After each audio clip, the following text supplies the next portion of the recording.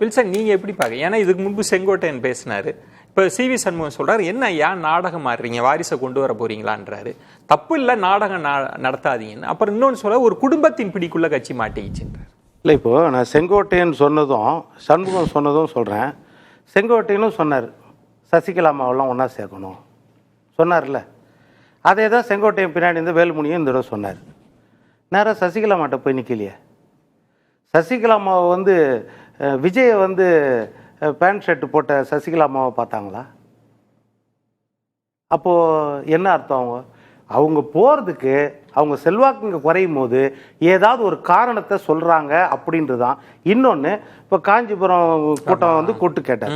அதில் சொல்லியிருப்பாங்கன்னா கண்டிப்பாக சொல்லியிருப்பாங்க, யாராக இருந்தாலும் சொல்லியிருப்பாங்க.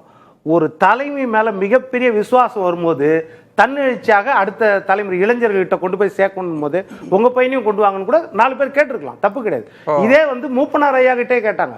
மூப்பனார் ஐயா கிட்ட 34 எம்எல்ஏக்கள், வேலூர் ஞானசேகரன் இன்னைக்கு அதிமுக இருக்காரு, அவர் தலைமையில் தான் போய் கேட்டாங்க, இந்த மாதிரி நீங்க வாசன் தலைவருக்கு எம்பி சீட் கொடுக்கணும். எம்பி சீட் அப்ப நாமினேஷன் கிடைக்குது. அப்போ சொல்லும் போது என்ன சொன்னார்? உங்களுக்கு தெரியாது இல்ல, அப்படி சொல்றவங்க எல்லாம் பல காலம் பல இடங்கள்ல சொல்லி இருக்கிறாங்க. இப்ப பாத்தீங்கன்னா எல்லாம் வெவ்வேறு கட்சிக்கு போயிருப்பாங்க. ஆமா, கட்சி உயிர்ப்போடு இருக்கணும்னு நினைக்கிறவங்க தகுதியானவர்கள் வரணும், திறமையானவர்கள். இப்ப நீங்க சொல்றது அதுதான். இல்லாட்டி பேரப்புள்ள வரைக்கும் நான் என்ன கேக்குறேன், இவர் எந்த விதத்துல வாரிசு வந்தாலும் சி.வி. சண்முகம் எதிர்க்கிறவர், அது ரொம்ப தெளிவா தெரியும். இப்போ கேபி நம்ம இவர் பழனிசாமி நம்ம டிவிலாம் பேசும்போதெல்லாம் சொல்றாரு, கேசிபி பழனிசாமி வேலுமணி பையன் விஜய் விகாஷ் பார்த்தாருன்னு சொல்றாரு. இப்போ சி.வி. சண்முகம் அதையும் எதிர்க்கிறாரு.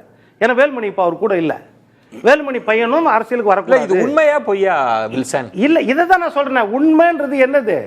அதாவது ஏதாவது ஆதாரங்கள் இருக்குதா? அவர் வராரு இல்ல வந்துறாரு, இல்ல வந்தாலும் என்ன தப்புன்றதுக்கு ஏதாவது விளக்கங்கள் இருக்கு? அது வேற, அது வேற. அது வந்தா வராதுன்றதுக்கு ஏதாவது ஒரு பாயிண்ட். அவர் வந்த பிறகு நம்ம பேச வேண்டியது அதிமுக கொள்கைக்கு நேர் எதிரா போயிடுது. இதுவரைக்கும் நீங்க என்ன சொல்லி களமா? இல்ல, அதான் சொல்ல வரேன். நான் கேக்குறது நீங்க சொல்ற அதே விஷயம் தான் நான் சொல்ல வரேன். அதிமுக கொள்கைக்கு நேர் எதிரானது அப்படின் போது இதே மாதிரிதான் கலைஞர் கருணாநிதி அவர்களும் சொன்னாரு. என்னன்னு, நாங்க ஒன்றும் மடம் நடத்தல, வாரிசை நியமிக்கிறதுக்குன்னு சொன்னாரு.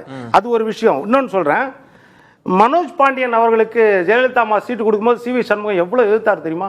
ஜெயலலிதா அம்மா விரோதியா பார்த்தார். ஏன்னா பி.எச். பாண்டியன் பையனுக்கு கொடுக்குறாங்க. அதே மாதிரி ஜெயக்குமார் பையனுக்கு விஷ்ணுவர்தனுக்கு ஜெயவர்தன் கொடுக்கல. ரெண்டுக்கு வித்தியாசம் இல்ல வில்சன், நீங்க நல்லா ஆழமா பார்க்கக்கூடிய ஒரு இருங்க. ஒரே ஒரு விஷயம், இந்த வாரிசு அரசியல் பத்தி பேசுறப்போ அதிமுகவில் என்ன ஆர்குமெண்ட் வச்சாங்கன்னா, சார் ஜெயக்குமார் பையன் ஜெயவர்தனுக்கு கொடுக்குறோன்றது ஒரு எம்பி சீட்டுன்றது. ஆனா உதயநிதி அவர்களோ ஸ்டாலின் அவர்களோ அதிகார மையமாக இருக்கிறது. வாரிசு அரசியலுக்கும் வாரிசுகளுக்கு இடம் கொடுக்கறதுக்கும் வித்தியாசம் இருக்குன்னு பேசுனது அதிமுகவினர். இல்ல, இப்ப நீங்க ஆதரிக்கிறீங்களா? என்ன சொல்ல வரீங்கன்னா, எடப்பாடி பதவி விட்டு இறங்கிடணும், அப்பா ஒரு பையனை கொண்டு வந்துக்கலான்றீங்க.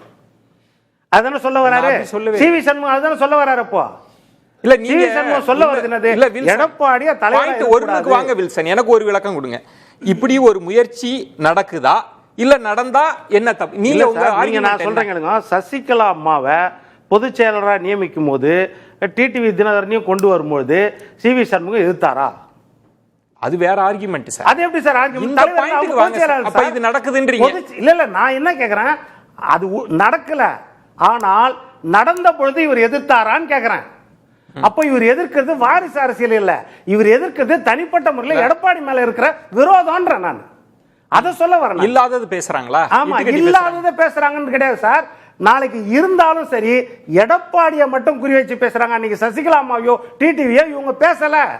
இதே சி.வி. சண்முகம் என்னுடைய தலைவர் தான் சொன்னாங்க. இப்போ அந்த ஒரு முயற்சி நடக்குது அப்படின்னா ஒரு குடும்பத்தின் பிடிக்குள் போகுதுன்ற. இல்ல சார், முயற்சினே நடக்காது சார். எப்படி சார் முயற்சி நடக்கும்? நாளைக்கு எடப்பாடியே நீங்க சொன்ன மாதிரி என்ன சொன்னாரு, இந்த இடத்துல என் பக்கத்துல இருக்காரு பாருங்க, வேலுமணியை சுட்டி காட்டி சொன்னாரு, இவர் நாளைக்கு கட்சி தலைவர் ஆகலாம், தொண்டர்களை காமிச்சு சொன்னாரு. அந்த மாதிரி நீங்க சொன்ன திமுக சொல்ல முடியுமா? இல்ல, அப்ப அதுக்கு தானே இப்ப ஒரு இடிமேல செய்தி இருக்குன்றாங்க. நான் என்ன சொல்றேன், பையன் வர்றதுக்கும் கட்சி வாரிசு வர்றதுக்கும் வேற வித்தியாசம். அதிமுக அப்படி வாரிசுன்னு வர முடியாது. எந்த கட்சி தலைவருமே தன்னுடைய மகனை கொண்டு வந்தாலோ மகளை கொண்டு வந்தாலோ அவங்க வாரிசா வர முடியாது. தலைமைக்கு வர அதிமுகவை முடியாது. பொறுத்த வரைக்கும் அப்படி நிச்சயமா வர முடியாது. நாளைக்கு நீங்க சொன்ன மாதிரி ஒருவேளை திறமை இருக்கலாம், உழைக்கிற எண்ணம் இருக்கலாம், தூய நேர்மையான இது இருக்கலாம். நாளைக்கு சி.வி. சண்முகம் கூட தலைவர் ஆயிட்டு அவர் பையன் கூட வரலாம். ஆனால் அது வாரிசாக வர முடியாது. அதிமுகவை பொறுத்த வரைக்கும் வர முடியாது. அடிப்படை உறுப்பினராக தான் இருக்க முடியும். பதவிகள் கிடைக்கும். ஆனால் நீங்க போட்டியா களத்துல வந்து நியமிக்கிற மாதிரி கட்டுப்பாட்டோட நியமிக்க முடியாது. தலைமை பதவிக்கு வரமாட்டாரு. எடப்பாடிக்கே எதிர்ப்பு இருக்குதுன்னா அவர் பையனுக்கு எப்படி எதிர்ப்பு இல்லாம இருக்கும்? ஆனா இப்ப துரைக்கர் நான் சொல்றது, இப்ப திரு மிதுன் அவர்கள் இன்னும் அவருக்கு நெருங்கியவர்கள் வந்து கட்சியில முக்கியமான முடிவுகள் எடுப்பதுல பதவி இல்லாதப்பே இருந்தாங்களா? இதெல்லாம் கட்டுக்கதைகள், கற்பனை, முழுக்க ஃப்ரீயா கற்பனைகள் எவ்வளவு வேணாலும் சொல்லலாம். அதற்குரிய ஆதாரங்கள் என்ன இருக்கிறது, அதுதான் முக்கியம். ஆதாரங்கள் நம்ம பேசலாம், எவ்வளவு வேணா பேசலாம். இப்ப நீங்க இதையும் முற்றா மறுப்பீங்க. திரு செங்கோட்டையன் என்ன சொன்னார்னா, அவர் ஆட்சியில இருந்த போது கூட திரு மிதுன் அவர்களை பார்த்தா போதும், அவர் தாங்க எல்லாம் முடிவு எடுத்தாருன்னு பேசினார்ல, அது உங்களுக்கே தெரியும். அது மாதிரிலாம் இல்லைன்றீங்களா சார்? அன்னைக்கு நீங்க இப்ப அவருக்கு இன்னொரு ரெண்டு பேரை சொன்னார்ல, அது பேர் சொல்லுங்க. அவங்க மருமகனோ மச்சானோ ஏதோ ஒன்று பேர் சொல்லுங்க. ஆமா, எதுவுமே தெரியாம, அடையாளமே தெரியாம அவங்க வந்து ஆதிக்கம்னா, நீங்க இப்ப நான் ஒண்ணு வேணாம், திண்டிவனத்துல நின்றவரு விழுப்புரத்துல நின்றாரு சி.வி. சண்முகம். விழுப்புரத்துல நின்றவரை அவருக்கு தோத்த பிறகு எம்பி சீட் வந்து மிதுன் தான் கொடுத்தாரா? இல்லன்றீங்க. அப்படி ஒண்ணு நடக்கல. தோத்த பிறகு எம்பி சீட் வாங்கினாரு சார். எப்படி வாங்கினாரு? சரி, எம்பி இன்னும் 2 வருஷம் இருக்குது. அந்த நேரத்துல மயிலம் கொடுக்கணும்னு மிதுன் தான் கொடுத்தாரா? மயிலம் தொகுதி கட்டுக்கதைகள். இப்ப நீங்க நான் கேட்கறது பதில் சொல்லுங்க. இது ஏதாவது இருக்குதா? அப்ப இன்னும் 2 வருஷம் இருக்குது சார். மயிலம் தொகுதியை கேட்கிறாரு. அந்த 2 வருஷம் இப்ப போச்சு. இப்ப அதனால இப்ப காங்கிரஸ் சொல்றாரு அப்படி ஒரு வாய்ப்பே கிடையாது, அப்படி வந்தா கூட ஒரு கடைகோடி தொண்டனா தான் இருக்க முடியும் அப்படின்னு சொல்றது எப்படி? இல்ல, அண்ணா திராவிட முன்னேற்ற கழகத்தில் இன்றும் பயணித்துக் கொண்டிருக்கிற மூத்த முன்னோடிகள்ல பலருக்கும் தெரியும். குறிப்பாக சேலம், தருமபுரி, கிருஷ்ணகிரி அந்த கொங்கு மண்டலத்தில் இருக்கிற 100% தொண்டர்களுக்கும் நிர்வாகிகளுக்கும் மிதுனுடைய ரோல் என்னங்கிறது நிச்சயமா தெரியும். நான் சொல்றேன் சுருக்கமா சொல்லுங்க. இங்க பாரதிய ஜனதா கட்சியை சேர்ந்த ஒரு பிரபல மருத்துவர், சென்னையை சேர்ந்தவர், ஒரு திருமண விழாவில் மிதுனை சந்திக்கிறார். நான் பாஜகவில் சென்னைக்கு சீட்டு கேட்டிருக்கேன். அங்கிள் நீங்க ஏன் அங்க போறீங்க? முதல்ல ஒரு 3C கொடுங்க, நான் அப்பாட்ட சொல்லி உங்களுக்கு சீட்டு வாங்கி தரேன். நேரடியாக என் உறவினர் அந்த மருத்துவர் நான் சொல்றேன். கேசி பழனிசாமி சொன்னதுக்கு பதில் சொல்லுங்க.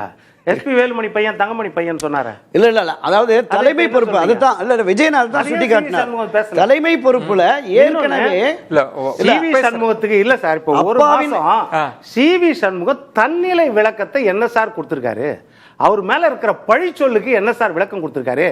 25 பேரை கூட்டு போய் ஒரு கட்சிக்கு போனீங்கல்ல, அந்த 25 பேர்ல 24 பேர் காணுமே சார் உங்க பின்னாடி ஒரு மாசத்திலேயே.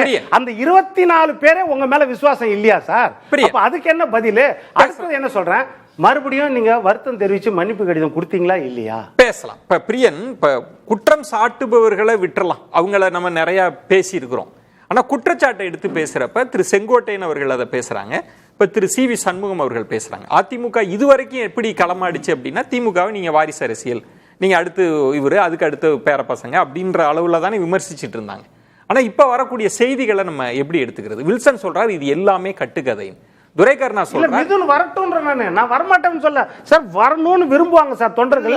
அதே மாதிரி சி.வி. சண்முகம் பையன் இருந்தாலும் வரணும்னு விரும்புவாங்க. எஸ்பி வேலுமணி. அப்ப நீங்க திமுக இல்ல, அததான் நான் சொல்ல வரேன். தலைவர் ஆக முடியாது, கட்சி தலைவர் ஆக முடியாது சார். கட்சி வந்து உங்க பிள்ளைங்களே உங்க கட்சிக்கு வரலன்னா அப்புறம் எப்படி சார் ஜென்சி கிட்ட கொண்டு போய் சேர்ப்பீங்க? இல்ல அது வேற, இது அதுதான் அதேதான். இல்ல அப்ப தலைவர் பிள்ளை மட்டும் வரக்கூடாது, மற்ற எம்பி எம்எல்ஏக்கள் எல்லார் பிள்ளையும் வரலான்றீங்க. இல்ல நான் அப்படி சொல்லவே இல்ல. இப்ப வாரிசு அரசியல்ன்றோட அர்த்தம் என்னன்னா திரும்ப உங்களுக்கு சொல்றேன். நீங்க எந்த அஸ்திரத்தெல்லாம் வச்சு திமுகவை அடிச்சீங்கல்ல, அந்த அஸ்திரத்தை தான் எடுத்து உங்கள்கிட்ட கேட்கிறேன். இதெல்லாம் நீங்க எடுக்க போறீங்களான்னு.